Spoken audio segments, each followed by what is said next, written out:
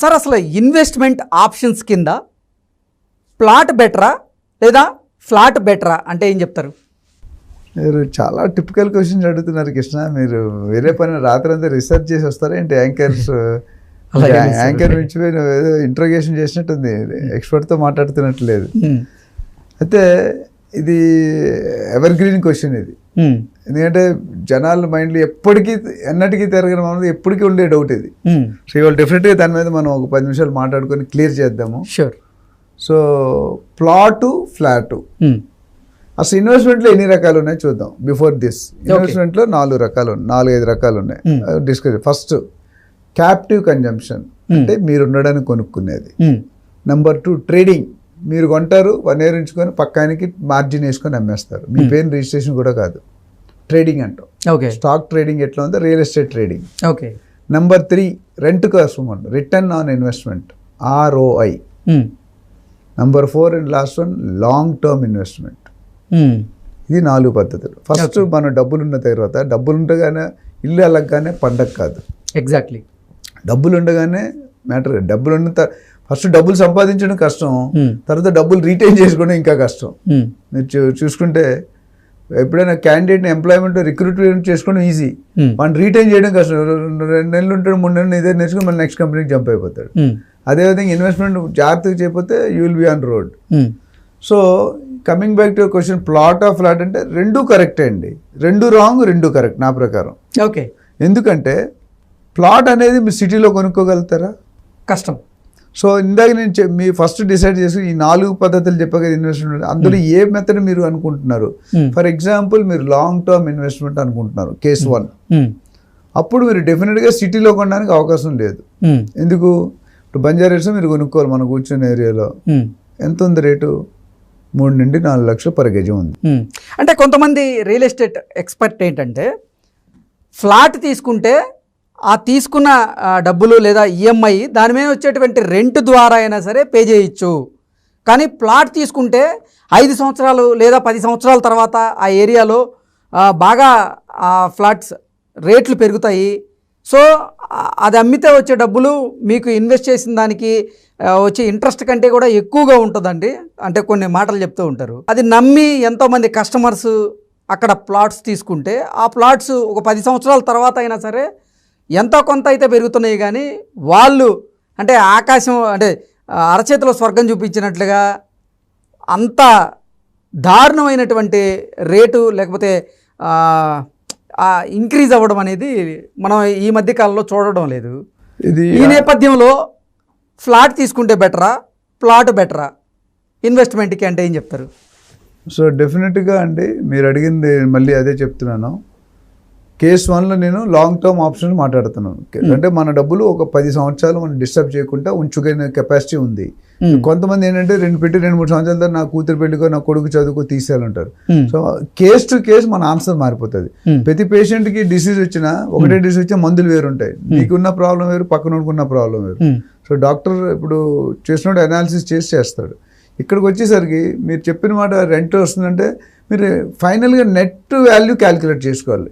Plot కొనుక్కుంటే మీరు కొనుక్కున్న లొకేషన్ సరిగ్గా లేదనుకోండి, లీగల్గా కరెక్ట్ లేదు, డెవలప్మెంట్స్ లేవు, ఆటోమేటిక్ పెరగదు కదా అది.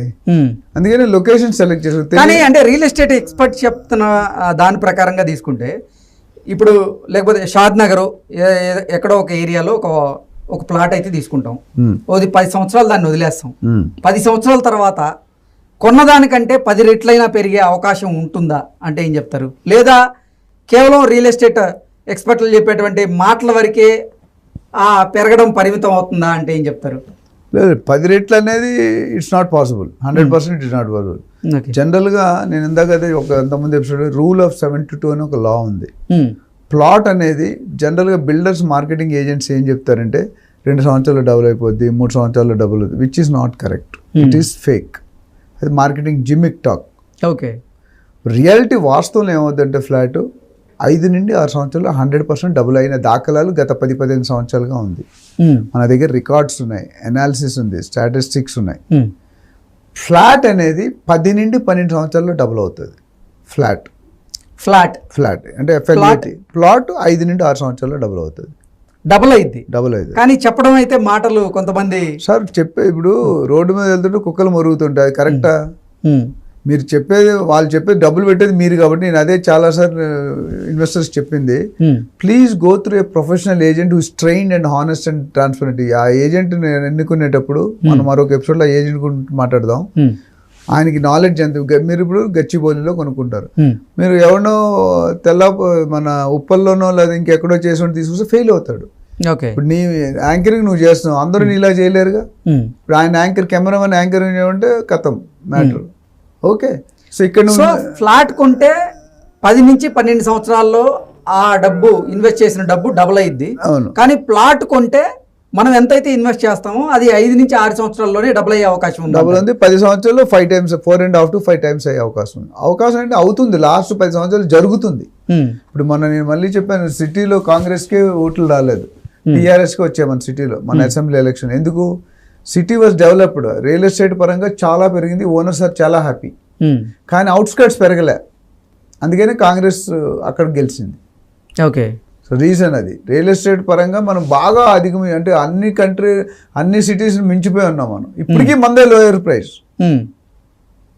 So coming back to your question, plot మీద మీకు అడ్వాంటేజ్ ఏంటి, డిసడ్వాంటేజ్ అంటే మీరు ప్లాట్ 50-60 కిలోమీటర్ దూరంలో, షాద్నగర్ అంటే 50 కిలోమీటర్లు, అక్కడ డెవలప్మెంట్స్ ఏమున్నాయి?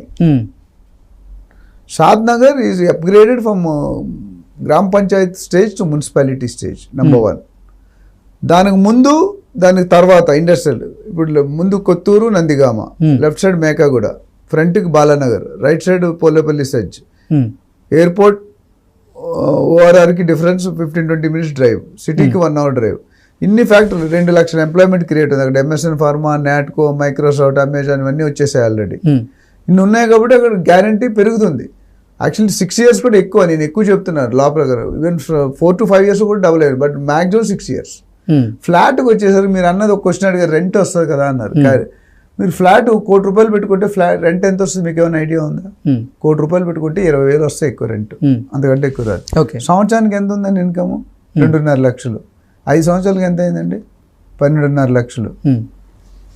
6 సంవత్సరాలకి ఎంత అయింది? 15 లక్షలు. ప్లాట్కి నేను ఏం చెప్తానండి, మీరు కొన్న ₹1,00,00,000కి 15 లక్షలు వచ్చింది రెంట్. ఎన్ని సంవత్సరాల్లో? 6 సంవత్సరాల్లో. 15 20 లక్షలు వచ్చాను. ఇప్పుడు ఎవ్రీ ఇయర్ కొద్ది పెరిగి ఎస్కలేషన్ ఉంటుంది కదా, 15 లక్షలు 20 లక్షలు అయింది. కానీ నేను ప్లాట్కి ఏం చెప్తున్నా, డబుల్ అవుతుంది. అంటే ₹1,00,00,000 2 కోట్లు. ఇప్పుడు మీ దగ్గర కనిపిస్తుంది తేడా. ఫ్లాట్కి 20-25 కంటే రెంట్ రాదు, మీరు కావాలంటే చెక్ చేసుకోండి. 2 to 3% రిటర్న్. అలాంటిది ఇక్కడ ఇయర్లీ 18-20% రిటర్న్. కాకపోతే మంచి ప్రాపర్టీ, మంచి లొకేషన్, మంచి బిల్డర్, మంచి ఎమ్యూనిటీస్తో పాటు కొనుక్కోవాలి. దీనికే మీరు అడ్వైస్ దగ్గరికి రావాలి. నాలాంటి వాళ్ళు చాలామంది ఉన్నారు, మరి నా దగ్గర రావచ్చు, నాలాంటి వాళ్ళ దగ్గరికి వెళ్ళొచ్చు. అడ్వైస్ తీసుకొని వస్తే మీకు ప్రాపర్గా గైడ్ చేస్తాను. హైదరాబాద్లో అన్ని ఏరియాలు పెరగలేదు, మళ్ళీ నార్త్ జోన్లో పెరగలేదు, ఈస్ట్ జోన్లో పెరగలేదు, వెస్ట్ జోన్లో, సౌత్ జోన్లో పెరిగాయి.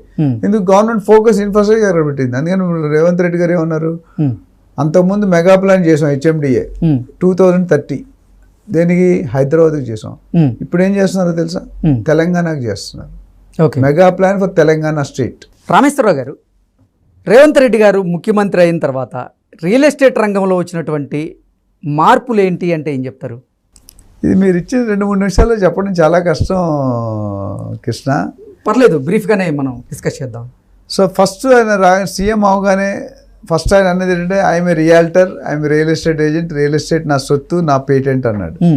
నేను చేసినట్టు రియల్ ఎస్టేట్ గత ముఖ్యమంత్రులు ఎవరు కూడా రియల్ ఎస్టేట్ రంగం నుండి రాలేదు. నేను ఒక్క సీఎంనే రియల్ ఎస్టేట్ రంగం నుండి వచ్చాను. నేను ఇప్పుడు కాదు, 10-15 సంవత్సరాల క్రితమే కోకాపేటలో 15 కోట్లు పెట్టి ఎకరం కొన్ని విల్లాస్ చేశాను, ట్రేడింగ్ చేశాను అన్నారు. అది ఫస్ట్ స్టేట్మెంట్ నేను గమనించింది. వాస్తవానికి అది కరెక్ట్. ఆయన రియాల్టర్గానే స్టార్ట్ అయ్యాడు కెరియర్. చాలా పార్ట్నర్షిప్స్తో చేశారు. రెండోది ఏమన్నారంటే, ఫార్మాసిటీ రద్దు చేస్తున్నాను అన్నాడు. ఫార్మాసిటీ రద్దు నుండి షిఫ్ట్ చేస్తున్నాను అన్నాడు. షిఫ్ట్ చేస్తుందని ఫార్మా విలేజ్ క్లస్టర్స్ అన్నాడు. దాని తర్వాత ఫార్మా విలేజెస్ అన్నాడు. సో మొదటికి లాస్ట్కి చూస్తే దిర్ ఈజ్ కంపారిజన్. ఎందుకంటే జనాల్లో వ్యతిరేకత. ఇప్పుడు ఫార్మాసిటీ 19,300 ఎకరాలు, అందులో దాదాపు 12,000 ఎకరాలు అంతవరకు ల్యాండ్ పూలింగ్ అయిపోయింది. కొన్ని కంపెనీస్ ఆపరేషన్స్ స్టార్ట్ అయినాయి, ఒక 50 కంపెనీలు సైన్ చేసినాయి. ఓ 3,000 ఎకరాల్లో గేటెడ్ కమిటీ అంటే ఎవరైతే ల్యాండ్ పూలింగ్ ఇచ్చారో వాళ్ళకి ఒక 1,000 ఎకరాలు, తర్వాత ఎంప్లాయీస్ ఒక 3,000 ఎకరాలు గేటెడ్ కమిటీ ప్లాన్ చేశారు. అప్పట్లో సబితా రెడ్డి గారు, కేటీఆర్ గారు ఓపెన్ చేశారు pharma city. So Amazon data centre already ఫంక్షనింగ్లోకి వచ్చేసింది. సో ఇప్పుడు మీరు ఫార్మాసిటీ తీసేస్తే వాళ్ళ పరిస్థితి ఏంటి అనేది పెద్ద క్వశ్చన్ మార్క్. అందుకని ఇప్పుడు లేటెస్ట్గా ఏమన్నారంటే మొత్తం తీయం, ఎందుకు తీస్తున్నాం కారణం చెప్పాడంటే శంషాబాద్ ఎయిర్పోర్ట్ మనకు చాలా దగ్గరలో ఉంది. ఫార్మాసిటీ పెడితే మొలాసెస్ అని బై ప్రొడక్ట్స్ కొన్ని పొల్యూషన్ బాగా క్రియేట్ అవుతారు, ఈకో ఫ్రెండ్లీగా ఉండదు, మొత్తం నీళ్ళని కాలుష్యం అయిపోతే శంషాబాద్ చుట్టూ కూడా బాగా డెవలప్మెంట్ అంటే అందుకనే ప్రజలకు ఇబ్బంది ఉంటుంది అని తీసేస్తాను అన్నాడు. నాకున్న కొద్ది ఇన్ఫర్మేషన్ వరకు ఒక 3,000-4,000 ఎకరాలు అక్కడే ఉంటుంది, ఫార్మా క్లస్టర్ ఒకటి వస్తుంది. అలాంటి 8-10 clusters across the Telangana state వస్తాయి. అంటే ఓఆర్ఆర్ తర్వాత RRR లోపు ఆ జోన్లో గ్రోత్ కారిడార్లో వస్తుంది. ముఖ్యంగా ఆయన మన నిమ్స్ దగ్గర, వికారాబాద్ దగ్గర, జైరాబాద్ దగ్గర కొన్ని ఏరియాస్ ఐడెంటిఫై చేయమని చెప్పారు అధికారులకి. సో ఈ ఫార్మాసిటీ అనేది మొత్తం తీసేయడం జరగదు, రద్దు చేయరు, షిఫ్ట్ చేస్తున్నారు. క్లస్టర్గా విలేజెస్గా చేసేసి సెటిలైట్ టౌన్షిప్ ఒక విభాగం అయితే దాంతోపాటు ఈ ఫార్మాసిటీ. సో రెండింటికి కొద్దిగా డిస్టెన్స్. ఇప్పుడు వికారాబాద్ అనేది 100 కిలోమీటర్ పైన ఉంది. సో దూరంగా ఉంటుంది, సిటీ మెయిన్ సిటీకి దూరంగా ఉంటుంది. సో ఆ కాలుష్యం అనేది కొద్దిగా తగ్గుతుంది. ప్లస్ ఇండస్ట్రీస్ కూడా ఏవైతే పర్మిషన్ ఇస్తారో ఈకో ఫ్రెండ్లీ అంటే పొల్యూషన్ ఎక్కువ లేకుండా పొల్యూషన్ తక్కువ క్రియేట్ చేసినట్టు చెప్పమని చెప్పాడు. సో ఆ విధంగా వర్కౌట్ చేస్తున్నారు. సో అది రెండోది. మూడోది మెట్రో రైల్ రూట్ మార్పు చేశారు. అమెరికన్ కౌన్సిలేట్ ఇటు పటాన్చెరు, మియాపూర్ నుండి అటు ఎల్బీ నగర్ అక్కడ పెరగడం తాలూకు ఆలోచించి కొన్ని డైవర్ట్ చేసి కొన్ని తీసేసాడు, కొన్ని పెంచాడు. సో దీనివల్ల ఏమవుతుందంటే ట్రాన్స్పోర్టేషన్, ఇప్పుడు ఓల్డ్ సిటీకి అంతకుముందు ఎప్పుడు మెట్రో అనే మాటే లేదు. ఇప్పటికీ అక్కడికి వెళ్తే అదొక గందరగోళం ఉంటుంది, ట్రాఫిక్ ఎంత కంజెషన్ ఉంటుంటే గంట సేపు పడుతుంది ఒక గోషామాల చౌరస్తా చూసుకుంటూ. సో ఇప్పుడు ఏం చేశారంటే ఆ ఓల్డ్ సిటీ వాళ్ళు కూడా ఫెసిలిటీ క్రియేట్ చేశారు. గచ్చిబౌలి ఇప్పుడు ఐటీ కారిడార్ కొద్ది ఇదైనా వాళ్ళందరూ కొద్ది స్టేజ్ అయ్యి కార్లు ఇట్లా వచ్చేసి ఓఆర్ఆర్ ఎక్కడో మొదలు పెట్టారు. కానీ ఓల్డ్ సిటీకి ఆ పాసిబిలిటీ లేదు. సో అందుకని ఓల్డ్ సిటీని కూడా కలిపి తీసుకొని వచ్చి ఆ మెట్రోని అక్కడి వరకు ఎక్స్టెండ్ చేశారు. అదేవిధంగా నెక్స్ట్ చేంజ్ ఏం చేశారంటే RRRని చాలా వేగవంతం చేశారు. అంతకుముందున్న గవర్నమెంట్కి, బీజేపీకి, టీఆర్ఎస్కి సరైన ఇది లేకుండా ప్రాబ్లం ఉండి ఎక్కువ పొత్తు సరిగ్గా లేకపోవడం, ఫండ్స్ రిలీజ్ చేయడంలో కానీ కొద్ది పర్మిషన్ తేవడంలో కానీ కొద్దిగా వెనకబడ్డారని చెప్పాలి. ఇప్పుడు ఈయన వచ్చిన తర్వాత మన ముగ్గురే వెళ్ళారు, డిప్యూటీ సీఎం పొంగులేటి శ్రీనివాస్ రెడ్డి గారు వెళ్ళి మొత్తం దాన్ని ఒక ధ్యేయంగా తీసుకుని ఒక గోల్గా పెట్టుకొని ఫాస్ట్ ట్రాక్లో పెట్టి 3 నుండి 5 సంవత్సరాలు కంప్లీట్ చేస్తామని వాగ్దానం స్టేట్మెంట్ కూడా ఇవ్వడం జరిగింది. 10,000 కోట్ల పైన ఫండ్స్ శాంక్షన్ చేయడం అయింది. తర్వాత మిగతా ల్యాండ్ పూలింగ్ సగం 50%, 60% ల్యాండ్ పూలింగ్ అయిపోయింది. మిగతా ల్యాండ్ పూలింగ్ అవ్వడానికి డైరెక్షన్ ఇచ్చారు. అది ఎందుకు ఆగిపోయిందంటే RRR యుటిలిటీస్ ఎవరు మెయింటైన్ చేయాలనే రభస జరిగింది. స్టేట్ గవర్నమెంట్ పెట్టుకోవాలా, సెంట్రల్ గవర్నమెంట్ పెట్టుకోవాలని. ఫైనల్గా రేవంత్ రెడ్డి గారు వచ్చాక మేమే పెట్టుకుంటాం అన్నట్టు చెప్పినట్టున్నారు. అది ప్రాబ్లం సార్ట్ అయ్యాక మిగతా యాక్టివిటీస్ స్టార్ట్ అయినాయి. సో RRR ఓఆర్ఆర్ పెట్టినంత టైం పట్టకపోవచ్చు, ఎందుకంటే వీళ్ళు ఫోకస్ కాంట్రాక్ట్స్, టెండర్స్ అవన్నీ కూడా చెప్పేశారు. తర్వాత మెగా ప్లాన్లో, తెలంగాణ ప్లాన్లో ఈ మైనర్ చేంజెస్ ఉంటే అవి కూడా రిఫ్లెక్ట్ చేయమన్నారు. ఇప్పుడు సంగారెడ్డి, అటు షాద్నగర్, ఇటు చౌటుప్పల్ కనెక్ట్ చేస్తున్నారు. సో ఆ విధంగా చూసుకుంటే కనుక సో వర్క్ నాకు తెలిసి 5 సంవత్సరాల్లో డెఫినెట్గా ఒక హాఫ్ పార్ట్ మొత్తం 330 కిలోమీటర్ స్ట్రెచ్ ఉంది. సో 182 మీరు చూసుకుంటే దానికి నేషనల్ హైవే స్టేటస్ అడిగారు. నెక్స్ట్ ఇది కంప్లీట్ అయితే దీన్ని కూడా అడుగుతారు. ఒకసారి నేషనల్ హైవే స్టేటస్ వచ్చిందంటే that is all together different. Okay, ఎందుకంటే మన స్టేట్ హైవేస్ వేరు, నేషనల్ హైవేస్ వేరు. నేషనల్ హైవేస్ రికగ్నిషన్ కానీ, ఫండ్స్ కానీ, మెయింటెనెన్స్ కానీ మీరు చూసుకుంటే స్టేట్ హైవే రోడ్స్కి నేషనల్ హైవే రోడ్స్కి కొద్ది తేడా ఉంటుంది. అవును. సో నేషనల్ హైవేస్ ఇప్పుడు మీరు చూసుకుంటే మీకు ఆ డిఫరెన్స్ తెలిసిపోతుంది. మీరు 120 కిలోమీటర్లు స్పీడ్ వెళ్ళొచ్చిన వాళ్ళే రాస్తున్నారు. మీకు స్పీడ్ బ్రేకర్స్ ఉన్న దగ్గర ట్రాకింగ్ ఉంటుంది కదా, 80 కిలోమీటర్స్, 100 కిలోమీటర్ అంటే 120 కిలోమీటర్ ఎంత స్పీడ్కి వెళ్తున్నావు అలా రోడ్డు ఎంత బాగుండాలి. సో ఇవన్నీ కూడా ఇప్పుడు ఇంకోటి అంటే హెచ్ఎండిఏ పరిధి పెంచుతున్నారు. హెచ్ఎండిఏ పరిధి అంటే అంతకుముందు హెచ్ఎండిఏ ఎంతవరకు ఉండేది 30 to 60 కిలోమీటర్స్. ఇప్పుడు ఏదైతే RRR వరకు ఎండ్ వరకు పెంచుతాను అంటున్నాడు ఆయన. City limits GHMC almost 25-30 kilometre main city నుండి ఓఆర్ఆర్ వరకు జిహెచ్ఎంసీ, ఓఆర్ఆర్ నుండి ఇప్పుడు RRR వరకు హెచ్ఎండిఏ చేస్తున్నాడు. డిటీసీపీ ప్రాంతాన్ని హెచ్ఎండిఏ చేస్తున్నాడు. దానివల్ల ఏమంటే రేట్లు పెరుగుతాయి, హైక్ అవుతుంది, గవర్నమెంట్కి రెవెన్యూ పెరుగుతుంది. ఒకసారి అన్ని విన్ విన్ సిచ్యువేషన్. సో ఆ హెచ్ఎండిఏ పెంచడం వల్ల డెవలప్మెంట్ ఫాస్ట్గా అవుతాయి. ఓకే.